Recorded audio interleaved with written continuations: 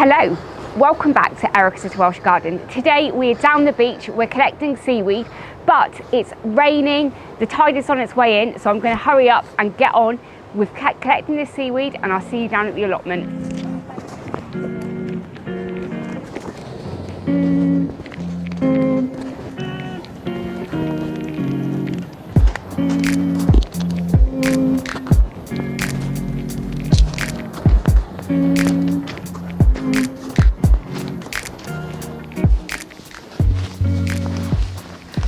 Oh my goodness, what a day. I thought I'd bring you into the polytunnel before we head over to the plot so I could talk to you a little bit about the seaweed. I absolutely love using seaweed on the garden. If you don't know, seaweed is an amazing product for your garden because it's full of NPK. It's got a really good balance of nitrogen, phosphorus and potassium, which in short is a really perfect range of nutrients for your plants to thrive. There are a number of ways that you can use seaweed in your garden, and when I think about it, every single way is really simple. So firstly, you could just add it to your compost heap as you're making your compost throughout the year, which means when you come to harvest that compost, it will have all of the nutrients from the seaweed in there, ready in the soil to feed your plants as and when they need it. Or you could make a really quick seaweed liquid feed. This is a really good way of utilising it for house plants, or if you're in the greenhouse and wanting to give a liquid feed to your plants once a week. Or, which is the way I'm going to do it, is we can use it as a top dressing on the beds in the garden. So let's go and have a look at the allotment and get it spread out. So this is the raised bed that we are going to be top dressing today. Now, this raised bed is a couple of years old, and as you can see, there is a lot of room for me to put compost or soil in here. But I've never actually spent any money buying in loads of compost for this. All I did was just fill it to about halfway up with manure a couple of years ago. I then grew loads of courgettes in here and some potato plants, and then earlier last year I grew garlic and onions in here, and as you can see, the level has really dropped as the manure has rotted down and fed all of the microbes and things in there.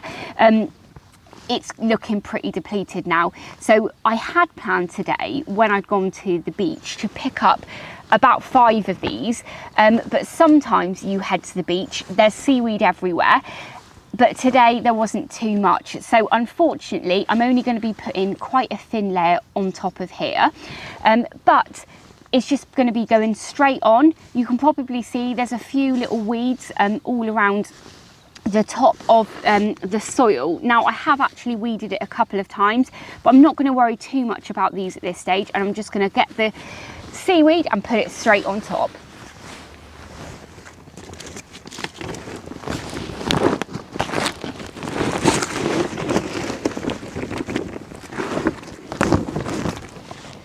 So to help with the weed suppression, I probably could have put some cardboard down or something like that first, but to be honest, I'm not going to worry too much about that. As the weeds pop through early spring, I can easily just keep on top of it. I'm sure there are a few people out there watching this wondering why I haven't washed this seaweed first. Obviously, seaweed is from the sea. We know the sea is salty, and putting something salty onto the soil may change the chemistry in the soil. However, I'm not really too worried because this is just going to be left on top to rot down slowly. It's raining today. This seaweed has already been rained on for quite a while, and to be honest, over the next few months while it's rotting down, we're going to have plenty more rain, and it's not really going to make too much of a difference. Maybe if I was making a feed or something, I might give it a quick wash first, but I think it's going to be okay. I'm so pleased that I managed to get this top dressing of seaweed down today. I had planned on getting this before Christmas and getting it on late autumn, so it had loads of time to compost down. And also I had hoped to pretty much fill this to the brim. However, you can't always have what you want, can you? And this is definitely going to make a difference in next year's crops. But hopefully over the next couple of weeks or so, I can go and grab some more of this. And I'm definitely going to have a go at making some liquid feed later in the year.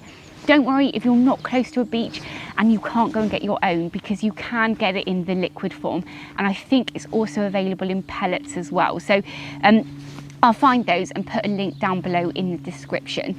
One thing I will say though, if you are really local to a beach, just make sure before you go and collect any seaweed that you're doing it in a safe way. Someone knows where you are, you know what the tide times are, and you're actually legally allowed to do it, because probably there are some places that you need to just make sure so you don't get in any trouble at all.